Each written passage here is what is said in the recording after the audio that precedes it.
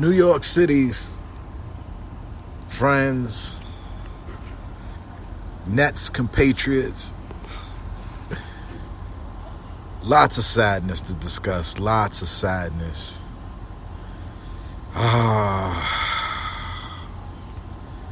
Wait till next year.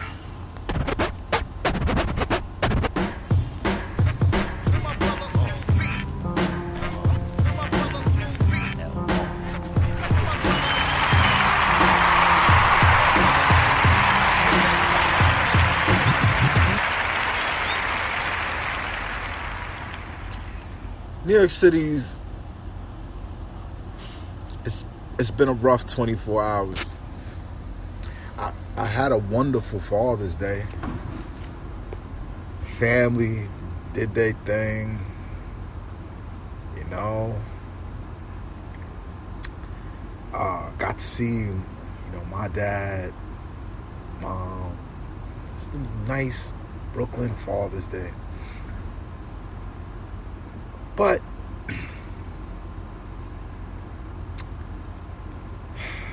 so much sadness, so much what it could have been, woulda, coulda, shoulda. If KD's foot was 1 inch off the line, like me, Sam, and Bam, and shout out to Bam at Pass First 11. And Sam at Samuel LaChow on Twitter.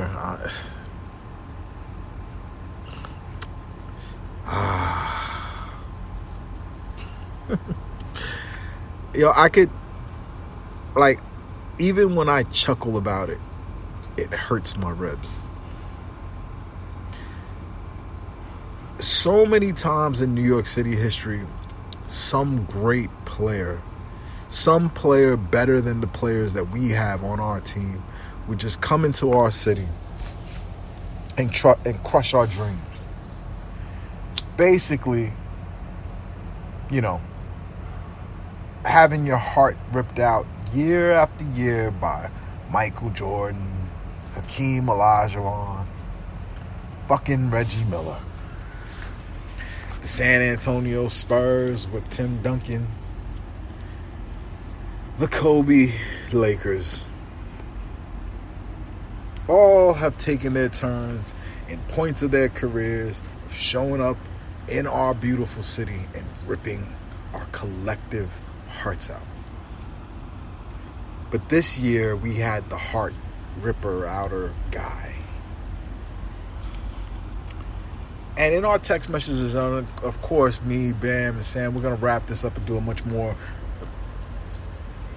even-keeled front office pod and put a cap on this season.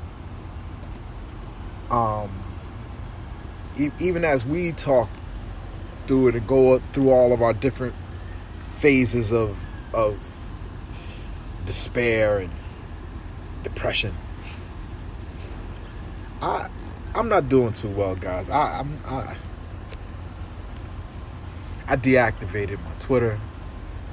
It not even because of the people who have something to say. Listen, I am up for a fight, for verbal sparring at any given day. I just really couldn't see the Nets fans sad. Seeing my fellow fans just have no explanation, no recourse. We had the best guy, and I believed throughout this whole process that as long as we had the best guy, we would be victorious.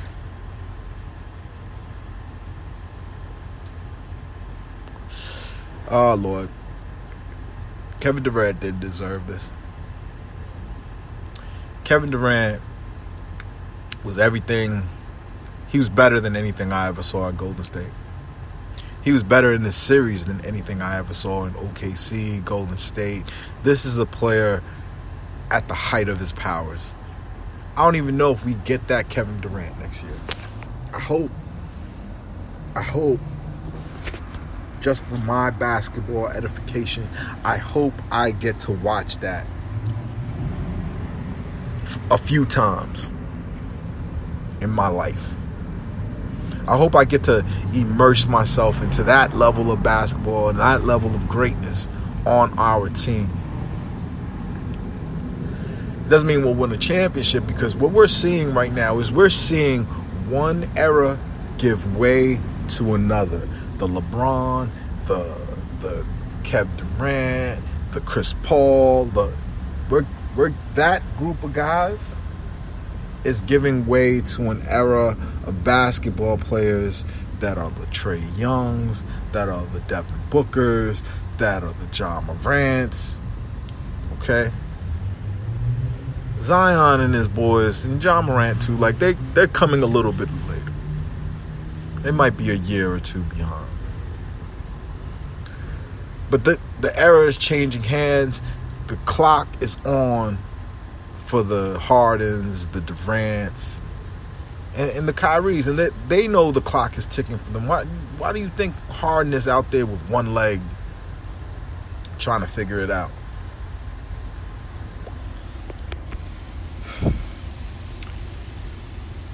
Man,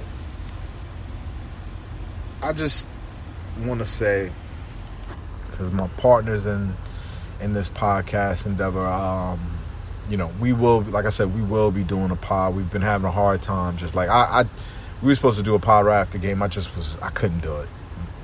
I couldn't do it. Just the words would have been too toxic.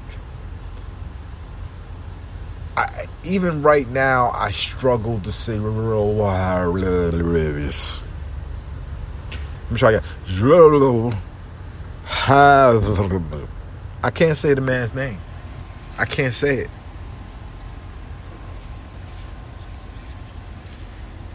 No one thing ever cost you a game. But the white guy who shoots 3-pointers on our team, he cost us the game. He cost us the series.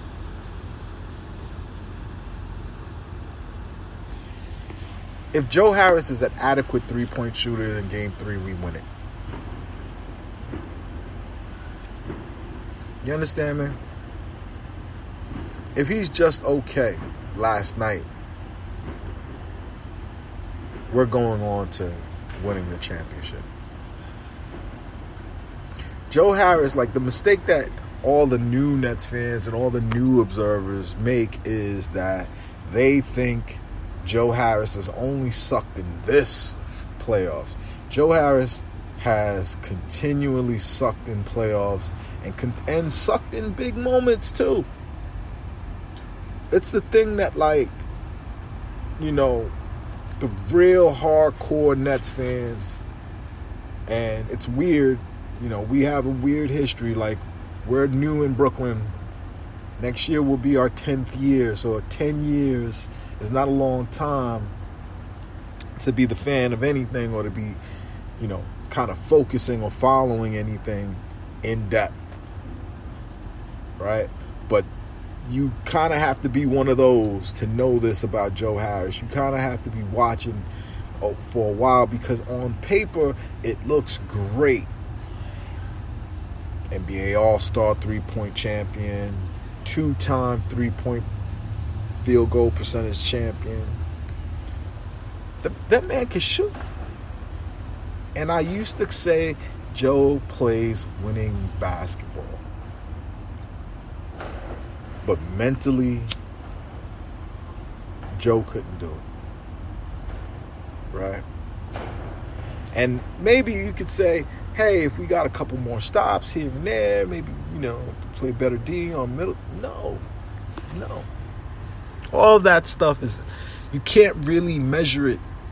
You can't really weigh it. But I know if he made that 3, that wide open 3, that would have killed the Bucks. It would have been over. It would have been over. That 3 that he missed, like that, KD was running on fumes. He was done. But what really killed him, he still was competitive, still was getting to the basket, still was making shots, playing every minute of that game.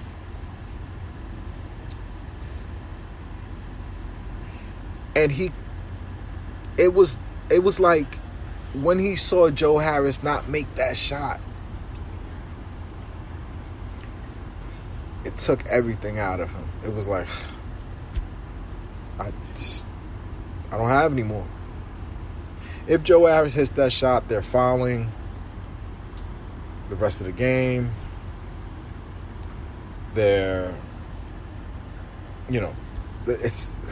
we win. I'll save the total breakdown of the game for that. I just wanted to just let Nets fans know that the only way for us to look at it,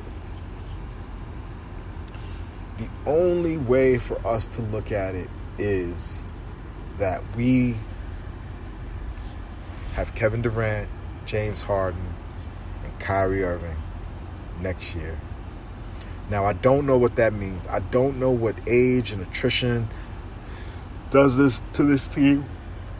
I don't know how that affects us. I don't know how, these other younger guys emerging, the Jason Tatums of the world, like, it's their time now.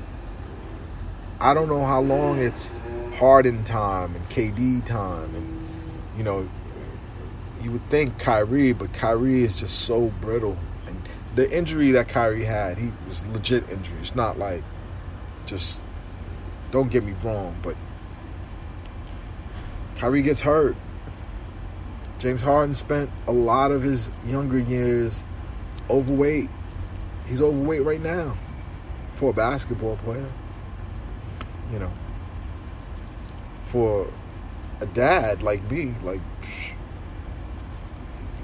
he's in great shape. In my world.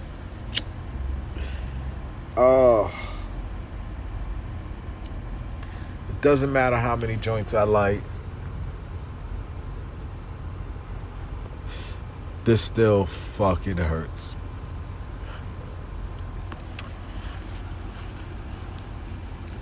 Yo, I am about to reactivate my Twitter.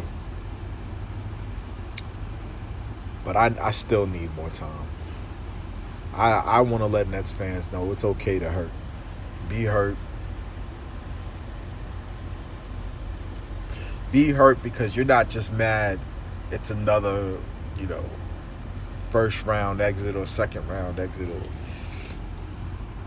Don't be mad because we were on the doorstep of greatness. I don't want to be a one-time NBA champ. I want to have a team that I root for that has a dynasty era, that wins 3, then gives way to another group that 2 years later wins 3 again.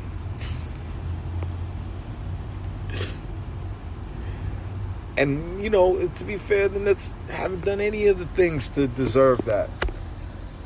But for right now, we don't have much choice. We've given up all our draft picks, basically. We've got one next year. But we've got to optimize this KD, Harden, and Kyrie connection. We've got to be aware of what's possible, which is they're getting older. They're going to have to do some interesting economic gymnastics, but they need better talent. And something you haven't heard me say in a long time, but I think it's pretty obvious last night, that we don't have the right size. Not crying over spilled milk, but if they found a way to not trade Jarrett Allen, if they found a way to not trade Jarrett Allen and they have him instead of Spencer Dinwiddie, I think we win a championship. Shit, I think if Spencer Dinwiddie was healthy, we win a championship. It's so crazy, man. It's like I should be able to, do the Brooklyn Dodgers, them bums. Better luck next year. My dad used to tell me about those